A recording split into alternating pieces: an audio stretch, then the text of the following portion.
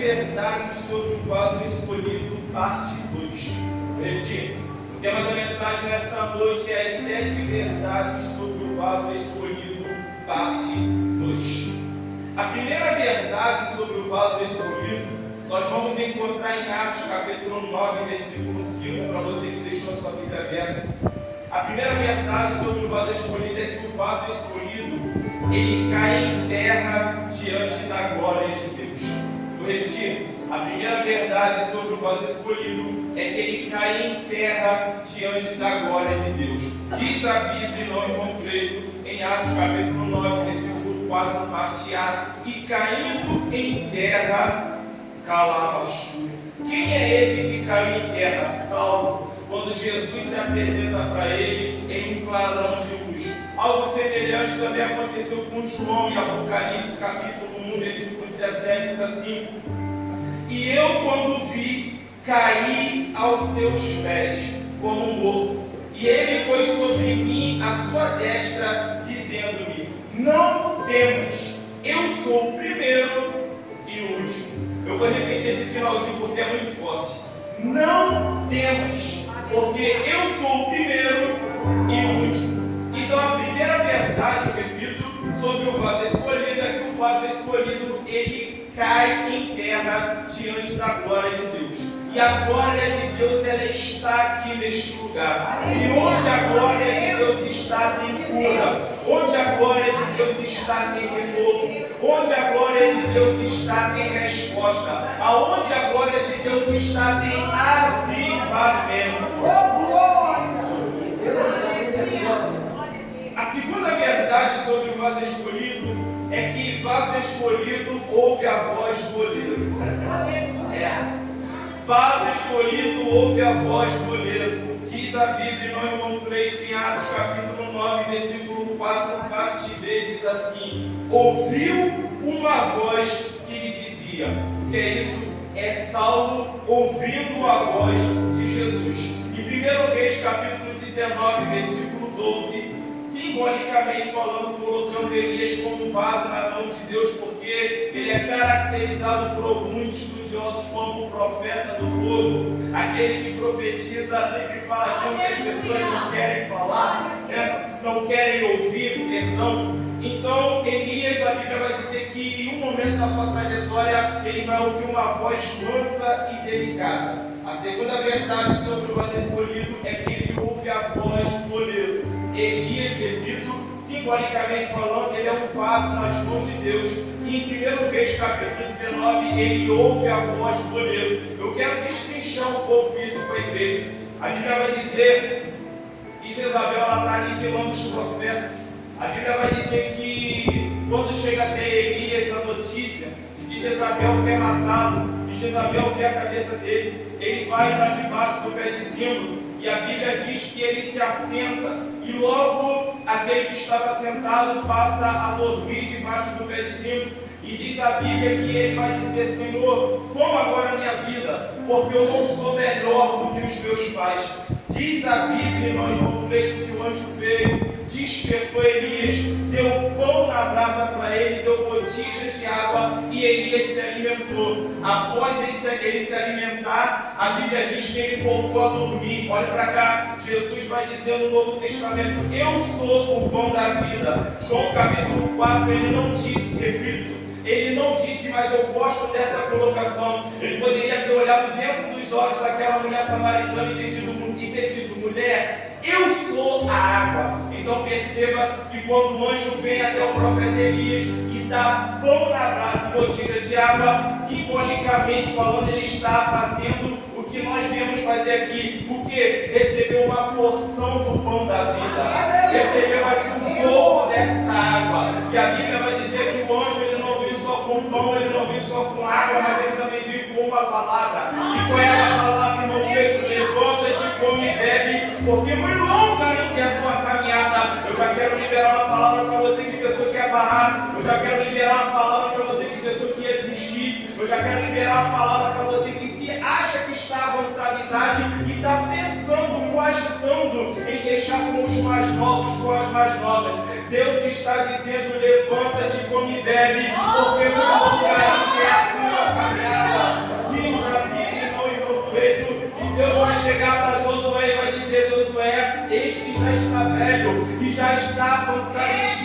mas muita terra ainda ficou para conquistar. Eu tenho uma palavra profética para o coração de alguém nesta noite. Qual é a palavra, irmão? Ainda tem muitos lares para você visitar, ainda tem muitas igrejas para você pregar, você ainda vai dirigir muitos anos de trabalho de consagração. Você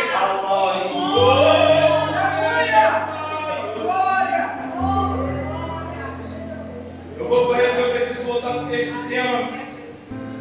A Bíblia vai dizer que Elias ele vai entrar dentro de uma caverna. E dentro da caverna a palavra de Deus entra na caverna e fala com Elias. E a palavra de Deus vai falar o que para Elias? Se coloque na entrada, porque eu vou passar. Eu creio que ele já está passando aqui desde que este culto começou. Mas eu acho interessante que quando veio o profeta Elias a palavra do Senhor dentro da caverna, eu não sei qual é a caverna que você está vivenciando hoje, quem sabe você está vivenciando a caverna do desânimo, você está vivenciando a caverna do cansaço, você está vivenciando a caverna da sobrecarga, você está vivenciando a caverna da depressão, você está vivenciando a caverna do acomodismo. Eu não sei, mas Deus sabe. Mas note que a Bíblia está dizendo que Elias dentro da caverna veio a ele a palavra do Senhor dizendo: ponte na entrada da caverna. Aqui nós abrimos duas linhas de pensamento. Na primeira linha de pensamento, quando vem até Elias a palavra de Deus dentro da caverna, em outras palavras eu vejo Deus falando assim para o profeta Elias: reage. Olha para quem está do teu lado, diz que ele espera, mas fala com autoridade: reage. Se ela não sorriu e ele não tocou, é porque não acreditou. Fala de novo: reage. Deus trouxe eu e você aqui nesta noite, porque hoje é noite de reagir. Que declarava da sala. O negócio está começando a pegar. Aí a Bíblia vai dizer que Deus vai falar para eles: ó, ponte na entrada. Por que eles têm que sair de dentro da caverna e ir para a entrada da caverna? Aqui está a segunda linha de pensamento. Porque eu preciso fazer a minha parte, você precisa fazer a tua parte. Por quê? Porque Deus sempre faz a dele. Eu vou repetir: eu preciso fazer a minha parte, você precisa fazer a sua parte. Por quê? Porque Deus sempre faz a parte dele. Terceira colocação, e volto para o texto do tema. Aí a Bíblia vai dizer que Elias vai à entrada da caverna, e após Deus se apresentar para ele em uma voz mansa e delicada, Deus confia a Elias uma grande missão. Se você analisar o texto até o final, você vai ver que Elias sai de lá com a missão de ungir mais 3, se não me falha a memória. Calabachúria. Eu imagino Deus, estou conjecturando eu com minhas palavras: olha, Elias, eu tenho uma grande missão para você, mas antes de colocar essa grande missão nas tuas mãos, eu preciso te provar. Antes de colocar essa grande missão nas tuas mãos, eu preciso te testar. E qual é o teste, Jeová? Eu vou passar. E tudo que você precisa fazer é ser capaz de discernir quando eu estou e quando eu não estou.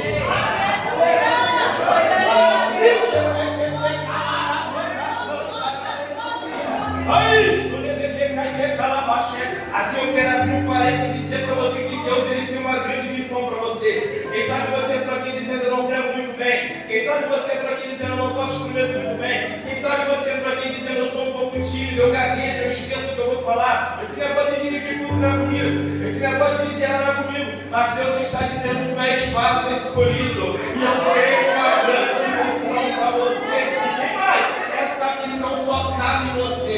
Se tentar colocar outra, não vai para frente. Se tentar colocar outro, dá errado. Por quê? Porque Deus escolheu você. Olha para quem está do teu lado, diz para ela com carinho, respeito, mas com autoridade. É contigo mesmo. Aí,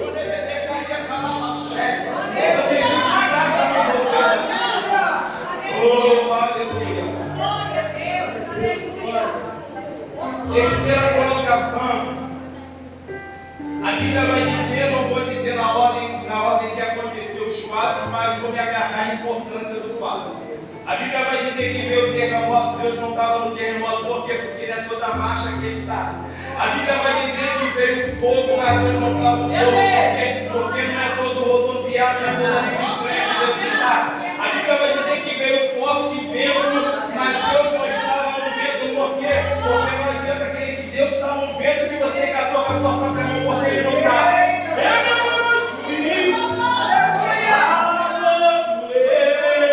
Mas diz a delicada. Eu já ouvi essa voz assim que a primeira oração foi feita. Mas alguém está ouvindo essa voz hoje aqui?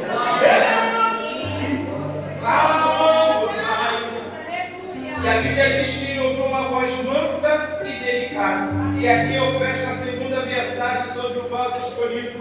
Vaso escolhido ouve a voz do oleiro.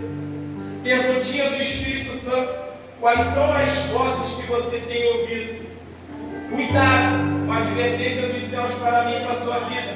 Cuidado, por que, irmão Cleiton? Porque às vezes você pode estar dando ouvido à voz da amiga A, você pode estar dando ouvido à voz do amigo B, você pode estar dando ouvidos à voz do parente A, ao parente A, você pode estar dando ouvido à voz do parente C. E qual é o problema disso, irmão Cleiton? Escute, existem vozes, redobre sua atenção por gentileza, existem vozes que se você der ouvidos, vamos lá, primeira verdade, vai tirar a paz de dentro da tua casa. Eu vou repetir, existem vozes que se você der ouvidos, vai tirar literalmente a paz de dentro da sua casa. Segunda verdade, existem vozes que se você der ouvidos, vai literalmente acabar com o seu casamento.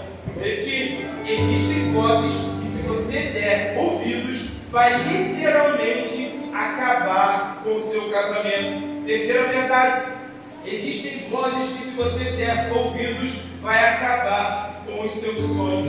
Quarta verdade, esse negócio de ouvir voz é algo tão tremendo, que dependendo da voz que você ouve, dependendo da voz que você dá ouvidos, ela tem o poder de te tirar do propósito. Eu vou repetir, esse negócio de ouvir voz é algo tão tremendo, que dependendo da voz que você ouve, ela tem o poder de te tirar de dentro do propósito. Olha para quem está do teu lado, que espera com carinho, respeito, mas com autoridade, não saia do propósito.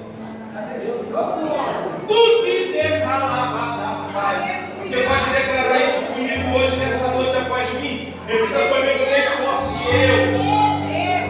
Repita comigo, eu não vou sair do propósito. Mais uma vez, eu não vou sair do propósito.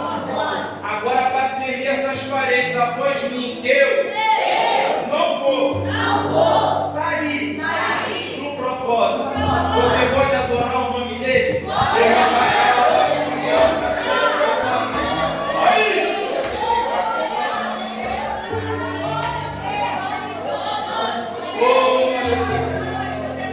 Ele investiu pesado para você não estar aqui hoje. Ele investiu pesado para te tirar do propósito, para Deus trouxe aqui para dizer: você vai permanecer no propósito. Partindo do princípio que, dependendo da voz que se ouve, ela tem o poder de nos tirar, de nos arrancar do propósito. Calamacho. As vozes vão dizer para você assim, não todas, mas algumas: vem para cá, porque aqui você vai bombar. Eu vou repetir, existem vozes que vão chegar para você e vai dizer assim, ó, vem para cá, porque aqui você vai bombar. Com base nisso eu posso fazer menção de uma verdade. E que verdade é essa, irmão Cleiton? Lá vai. Deslealdade não combina com vaso escolhido. Eu vou repetir, deslealdade não combina com vaso escolhido. Eu vou repetir de novo, deslealdade não combina com vaso escolhido.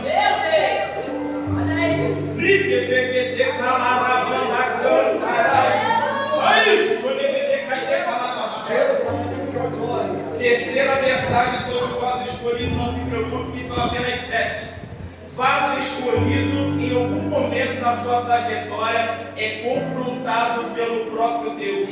É confrontada pelo próprio Deus. Eu vou repetir. Vaso escolhido, em algum momento da caminhada, em algum momento da trajetória, é confrontado e confrontada pelo próprio Deus. Aonde está isso, irmão Cleiton? Para você que deixou a Bíblia aberta, Atos capítulo 9, versículo 5, parte B, diz assim: eu sou Jesus, a quem tu persegues. O que é isso? É o vaso escolhido, Saulo, sendo confrontado pelo próprio Deus. Nós vamos ver isso acontecendo também na trajetória de Jonas.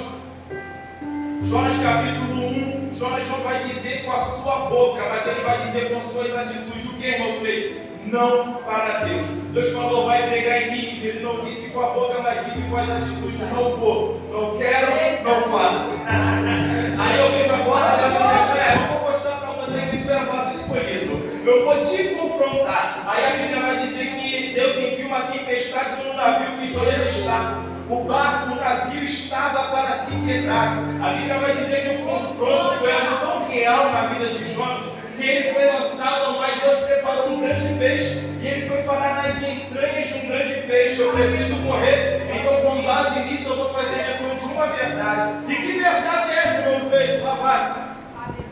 Você vai aprender a dizer sim para Deus, cantando ou chorando. Eu vou repetir. Você vai aprender a dizer sim para Deus, cantando ou chorando. Eu vou repetir de novo. Você vai aprender a dizer sim para Deus, cantando ou chorando. Aqui eu quero abrir um parênteses e reforçar o que já foi falado pelo homem de Deus ali. Por que, irmão? Porque tem gente que nunca pode nada.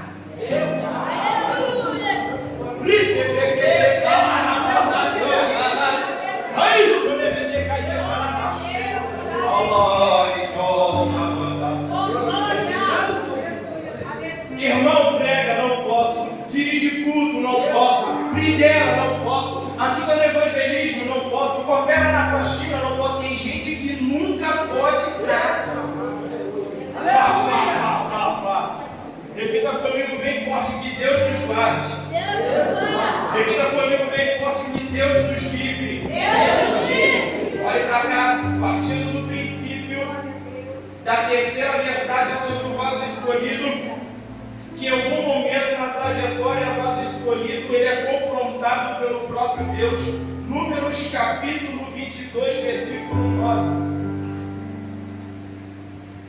Diz a Bíblia que veio Deus a Balaão e disse a Balaão assim, quem são estes homens que estão contigo?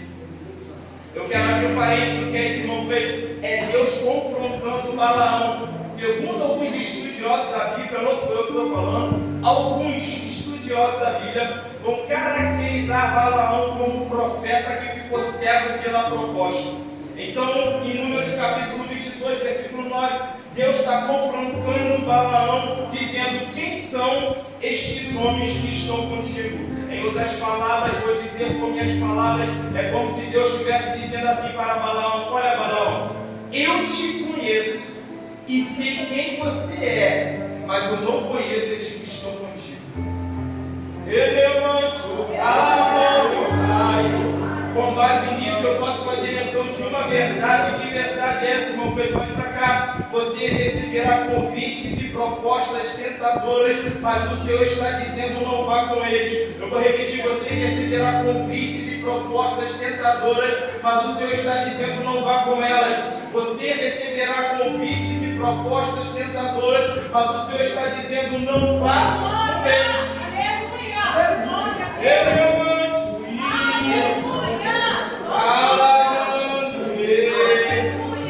Olha para cá, que Deus nos guarde.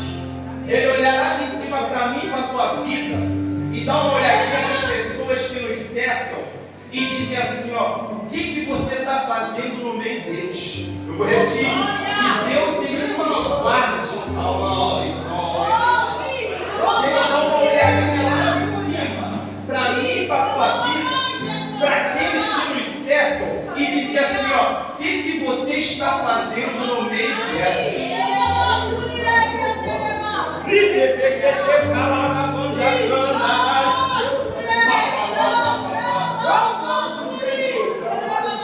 Quarta verdade sobre o vaso escolhido.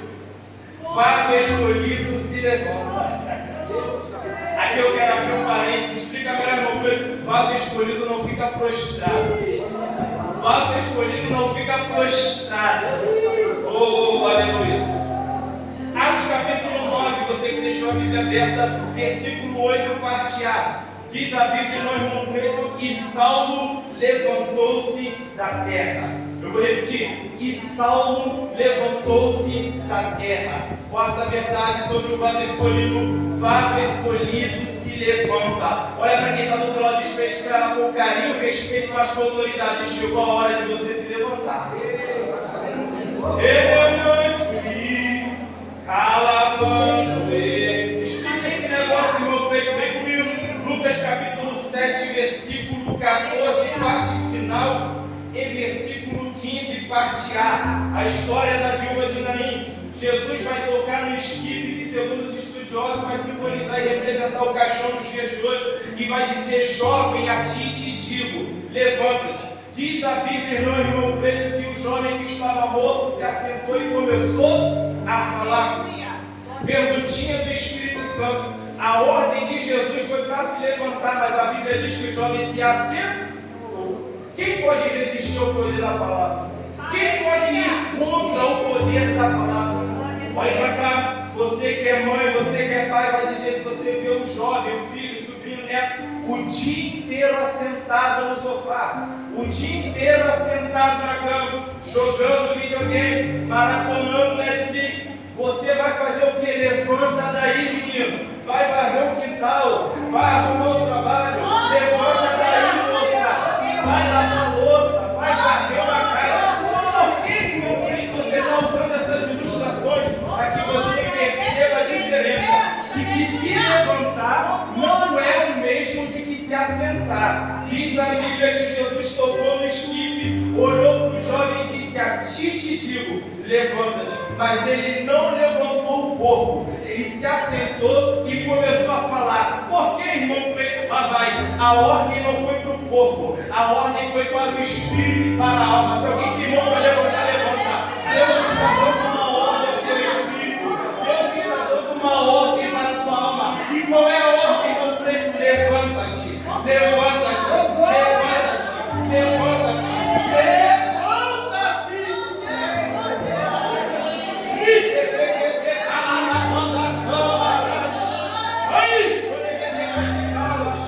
Mas por que isso, irmão Pedro? Diz a Bíblia que o espírito abatido, quem o levantará? Eis aí a resposta à palavra. Deus primeiro levanta o teu espírito, Deus primeiro levanta a tua alma. E o corpo? O corpo ele levanta depois. Como, irmão Pedro? Ele vai curando câncer, ele cura infecção renal, ele cura caroço na língua, ele cura dores nas pernas, ele cura dores na coluna. Há uma virtude de cura aqui sobre a igreja. Se você tem fé para receber, receba, porque uma virtude de cura falou aqui sobre nós. E partindo desse princípio, nós podemos fazer menção de uma verdade. E que verdade é essa, irmão Pedro? Partindo do princípio que a virtude de curar está em nosso meio, Deus está dando uma ordem ao seu corpo. E qual é a ordem, irmão Pedro? Levanta-te. Eu vou repetir: Deus está dando uma ordem ao seu corpo. E qual é a ordem, irmão Cleito? Levanta-te. Deus está dando uma ordem ao seu corpo. E qual é a ordem, irmão Cleito? Levanta-te.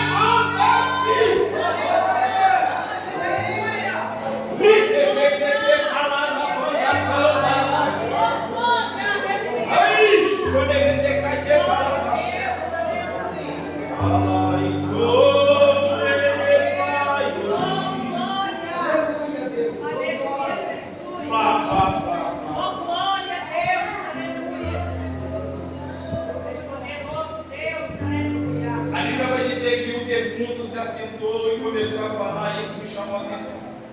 Por que, irmão Cleito? Porque a Bíblia poderia dizer: o jovem se assentou e começou a falar. A Bíblia poderia dizer: o filho da viúva se assentou e começou a falar. Mas não. A Bíblia vai dar ênfase que o jovem era defunto. Eu fui estudar e procurar saber. Defunto significa falecido ou aquele que morreu. Simbolicamente falando, a palavra defunto nós vamos atribuir a alguém que morreu espiritualmente. Redobre sua atenção, por gentileza, vou repetir. Simbolicamente falando, isso não é literal, isso é simbólico. Nós vamos pegar a palavra defunto e vamos atribuir a alguém que morreu espiritualmente. Partindo deste princípio, podemos fazer menção de uma verdade. E que verdade é essa, irmão Pedro? Deus vai tirar os defuntos dos altares das igrejas deste tempo presente.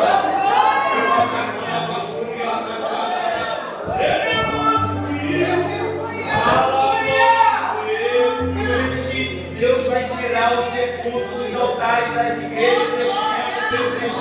Eu sei que não é a realidade desta igreja aqui, glória a Deus por isso, mas tem muito defunto pregando, tem muito defunto cantando, tem muito defunto tocando instrumento. Então, partindo deste princípio, podemos fazer menção de uma verdade.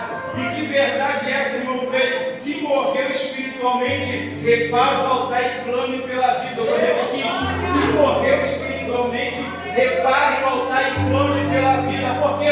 Porque quando se trata de defunto, quando se trata de pessoas que morreram espiritualmente, mas não larga, não solta a responsabilidade, eu ouço a voz de muitas águas dizendo: basta! Eu ouço a voz de muitas águas dizendo: chega!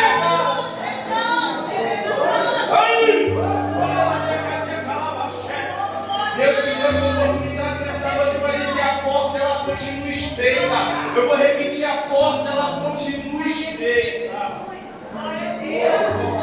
Eu mandar calabachurianda cantará. Aí, choremente cai calabachurianda. Quinta verdade sobre o vaso escolhido, eu preciso correr. Vaso escolhido tem vida de jejum e oração.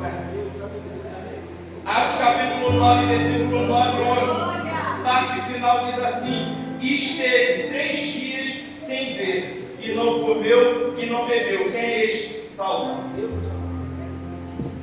Ou seja, quando Deus se revela a Ananias para ir orar para o Saulo, Deus vai dizer assim: ó, eis que ele está orando.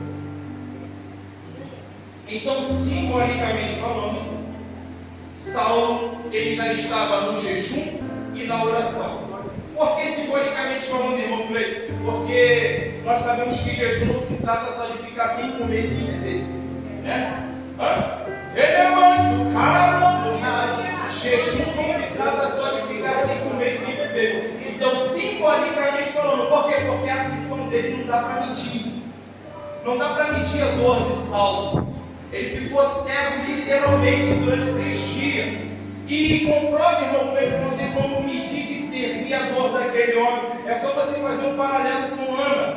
A Bíblia diz que a aflição dela era tanta que me tirou a fome. Meu Deus da glória, né? Então, jejum não é só ficar sem comer e sem beber. Por isso que eu jogo no campo simbólico e não literal. Então, no simbolicamente falando, Saulo, ele estava no jejum e na oração. E o fruto disso nós vemos depois, que resultou na sua cura e no batismo do Espírito Santo. Então, a quinta verdade sobre o vaso escolhido tem vida de jejum e de oração. Agora olha para cá: se você não tem vida de jejum e de oração, existem alguns motivos para isso. Primeiro motivo é porque você ainda não entendeu que está em guerra. Eu vou repetir: se você não tem uma vida de jejum e oração, você ainda não entendeu que está em guerra. Segundo, é porque você ainda não entendeu que a carne é fraca. Se você se denomina cristã, servo, homem de Deus, mulher de Deus, e não tem vida de jejum e de oração, é porque você não entendeu que a carne é fraca. Terceira colocação, é porque você ainda não entendeu que o diabo ele investe pesado para destruir a sua vida e a sua família. Sexta verdade sobre o vaso escolhido, estamos chegando ao final. Vaso escolhido carrega consigo um nome.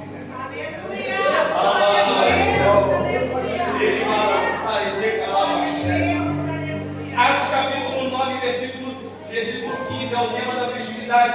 Disse-lhe, porém, o Senhor: vai, porque este é para mim um vaso escolhido para levar o meu nome diante dos gentios e dos reis e dos filhos de Israel. Partindo desse princípio, podemos fazer menção de 2 verdades.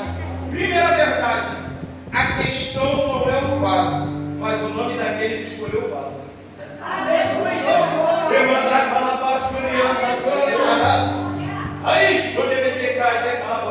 Nunca se tratou das minhas habilidades, nunca se tratou das suas habilidades, nunca se tratou do seu grau, do seu nível de conhecimento, nunca se tratou do meu ou do seu cargo eclesiástico, porque a questão não sou eu, A questão não é você, a questão é o nome daquele que escolheu você. A questão é aquele que olhou para mim, para você, achou graça e disse: é ela. A questão é aquele que achou graça na tua vida e disse: é ele.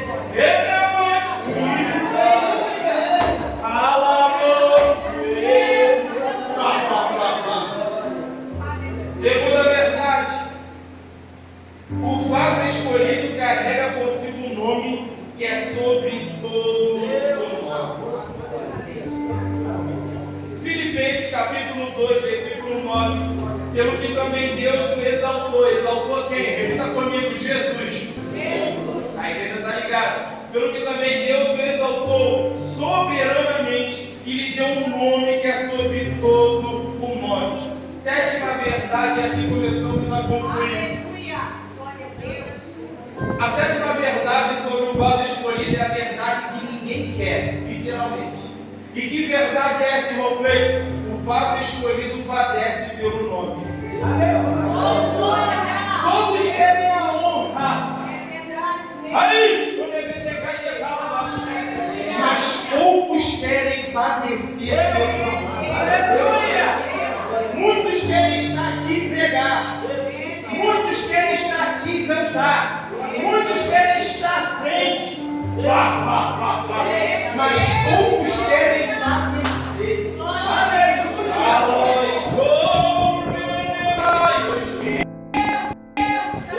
Diz a Bíblia, irmão e Robledo, Atos capítulo 9, versículo 16. E eu lhe mostrarei o quanto deve padecer pelo meu nome. Oh, aleluia! 2 Timóteo capítulo 2, versículo 3, estamos começando a concluir, diz assim: sofre, pois, comigo as aflições como bom soldado de Jesus Cristo. Mateus capítulo 5, versículo 11 e 12 diz assim: bem-aventurados sois vós, quando vos injuriarem e perseguirem, e mentindo disserem todo mal. Não é um, não é dois, não é três, não é cinco, é todo mal contra vós, por minha causa. Exultai e alegrai-vos, porque é grande o vosso galardão nos céus, porque assim perseguiram os profetas que foram antes de vós. Eu concluo esta mensagem dizendo: reprima a tua voz de choro e as lágrimas dos teus olhos, porque há galardão para o teu trabalho.